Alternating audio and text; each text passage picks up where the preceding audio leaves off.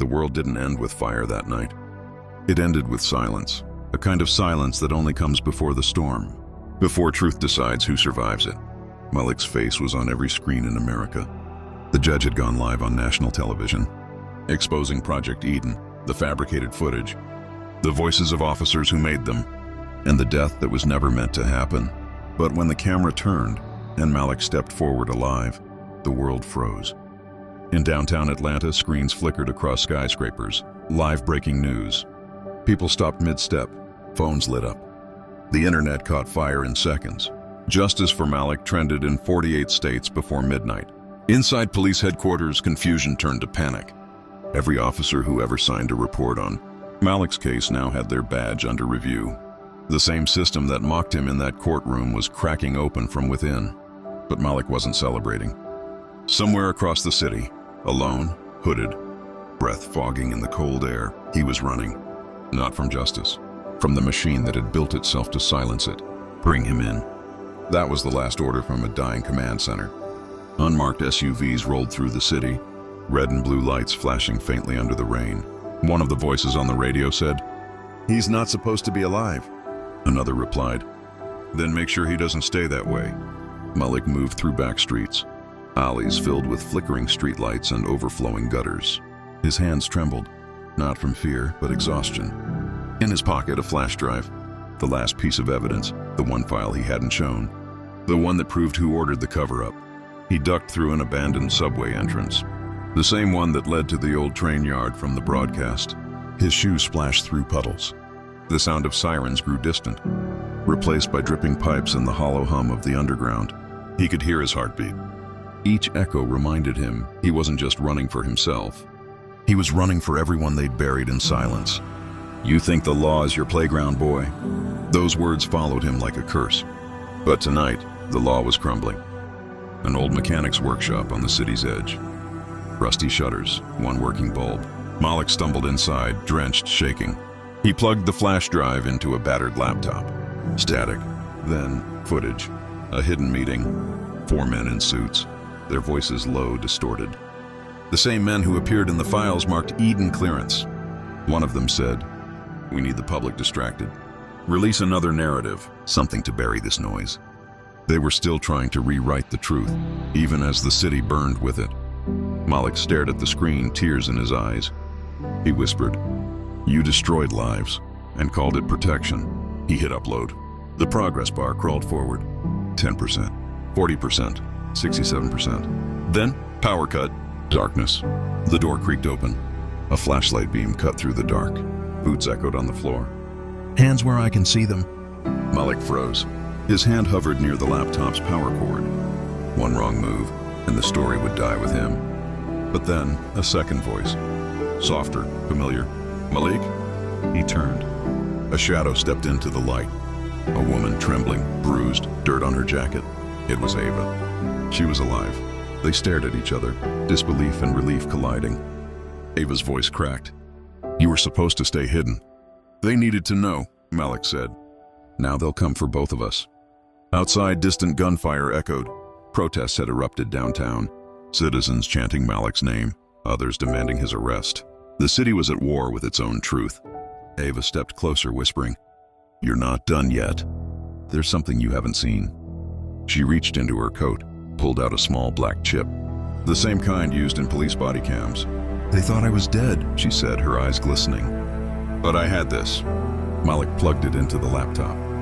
The screen flickered back to life, just as generator lights sputtered. Footage played. A dark room.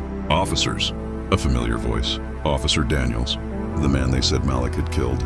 He was alive, and talking to someone unseen. "If this leaks, we all burn. You understand that?" Then, a gunshot. Static. Ava looked away. "They killed him after he tried to protect me." Malik clenched his fists. "Then we finish what he started."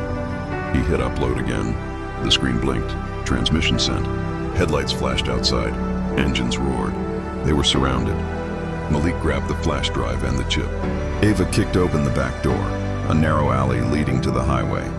Bullets shattered the glass as they ran. Rain pelted their faces, sirens howling. The city lights blurred into streaks of red and blue. Malik shouted over the chaos, If they get me, keep running. We either make it together, Ava yelled back. or not at all. They disappeared into the storm, swallowed by darkness and flashing lights. Hours later, the world woke up again. News anchors' voices trembled. Anonymous upload exposes new layer of corruption and confirming involvement of federal agents. The footage Malik sent had gone viral. Project Eden was no longer a secret.